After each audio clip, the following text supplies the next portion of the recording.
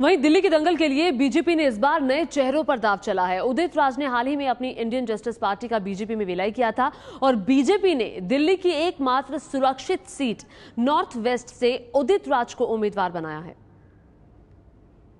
उदित जी, नए हैं आप दिल्ली की राजनीति में और सीधे लोकसभा के उम्मीदवार बन गए हैं। क्या रणनीति होगी चुनाव जीतने के लिए?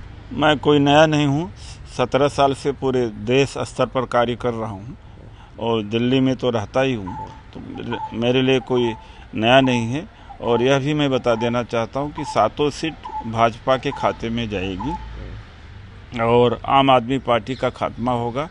और अरविंद केजरीवाल जी हमारे जूनियर थे, इनकम टैक्स डिपार्टमेंट में भ्रष्टाचार तो मिटा नहीं पाए, न कोई लड़ाई छेड़ी, चीफ मिनिस्टर बन करके भी कुछ नहीं कर पाए और भाग गए। तो अब इनका भंडाफोड़ करना है और हो भी चुका है काफ़ी हद तक।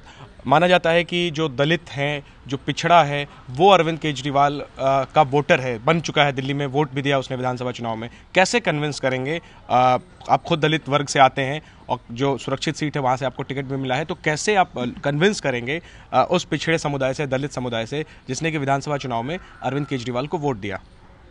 उस विधानसभा के चुनाव में दलित थोड़ा निराश था बहुजन समाज पार्टी से। बहुजन समाज पार्टी का कुछ उनके लिए करती नहीं, ना कोई आंदोलन करती, तो उस निराशा की वजह से कुछ दलित वोट जरूर गया था। और कुछ कांग्रेस चूंकि यहाँ बहुत ज़्यादा कमज़ोर है, ऐसी परिस्थिति में अल्पसंख्यक वर्ग उधर जा सकता है, लेकिन जो मध्यम वर्ग है और जो दलित है, मिडिल क्लास जो दिल्ली का और ख़ास तौर से दलित है, वो इनसे हट गया है। तो ये मुझे नहीं लगता कि ठीक से कंटेस्ट भी कर पाएंगे और जो विधानसभा में किया वो अब नहीं दोहराने वाला है। अब पूरे देश में नमो नमो कर रही है बीजेपी, तो आपकी स्ट्रेटजी और खासतौर पे दिल्ली में स्ट्रेटजी क्या होगी? क्या नमो नमो करेंगे या केजरीवाल पर निशाना साधेंगे? क्योंकि बड़ा खतरा जो है वो केजरीवाल ही है मोदी के लिए आज की डेट में। नहीं, ऐसा कुछ नहीं है। मोदी जी के लिए केजरीवाल जी कोई खतरा नहीं है, कोई खतरा नहीं है। और मीडिया ने ये खड़ा कर दिया है, मीडिया 1 से 5 सीट दे रही है, तो क्या खतरा है?